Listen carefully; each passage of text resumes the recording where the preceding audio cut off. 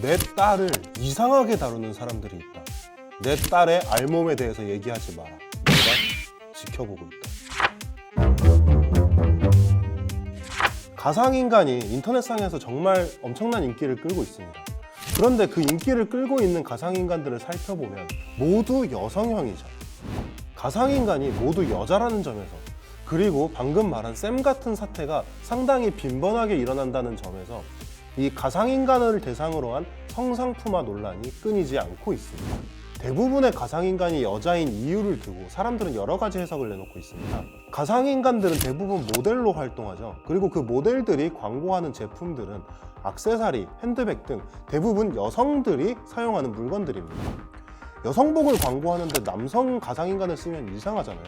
그렇기 때문에 자연스럽게 여성 가상인간이 많이 나올 수밖에 없다는 겁니다. 하지만 반드시 남성을 대상으로 한 광고가 나오지 말라는 법도 없고 남녀 모두를 대상으로 한 광고도 분명히 있단 말이죠. 대표적으로 로지가 유명해진 계기가 된 신한라이프의 뮤직비디오 같은 거는 딱히 남녀를 대상으로 한 것이 아니라 그냥 사람들을 대상으로 만들어진 뮤직비디오입니다. 하지만 이런 해석들이 나오는 것과 별개로 가상인간을 대상으로 한 성적 대상화가 빈번하게 일어나고 있다는 것은 사실입니다. 사실 가상 캐릭터의 성상품화는 가상인간이 등장하기 전부터 화제였습니다. 가장 대표적 사례로 툼레이더의 주인공 라라 크로포트를 들 수 있겠죠.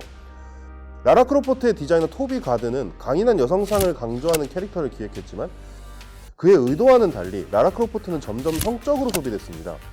급기야 1997년에 나온 툼레이더 2 광고에는 스트리퍼가 등장하면서 상당한 비판을 받기도 했죠. 그리고 이런 현상은 현재까지 쭉 이어져 왔습니다. 앞서 이야기한 삼성전자 쌤 또한 인터넷상에서 인기를 끌면서 성적 2차 창작물 대상으로 소비되기 시작했습니다. 지금 당장 구글에 삼성, 쌤이라는 키워드로 이미지 검색을 해보면 쌤을 성적 대상화한 수많은 이미지들이 검색되는 것을 알 수 있습니다. 또 대표적인 사례가 바로 이루다 사태입니다. 올해 초에 출시됐죠. 이루다는 원래 인공지능 챗봇이었는데 사람들이 이 이루다에게 성적인 발언을 하도록 학습시켜서 결국 성희롱 논란이 일어났고 이루다는 무기한 서비스 중지에 들어갔습니다. 물론 이런 이야기들이 아무 의미 없는 논쟁이라는 의견도 있습니다. 어차피 가상인간은 사람이 아니잖아요. 피해자가 없는데 어떻게 성희롱이라 해서 그것이 나쁜 일이 될 수 있냐는 거죠. 그런데 이루다 얘기를 하다 보니까 갑자기 궁금증이 하나 생깁니다. 이루다는 인공지능이잖아요.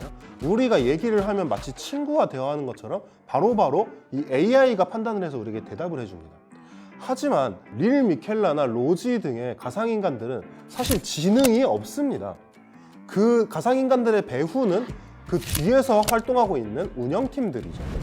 그렇다면 우리가 지금까지 인터넷에서 일반적으로 사용해온 아바타나 캐릭터 그리고 가상인간이 다른 점은 무엇일까요?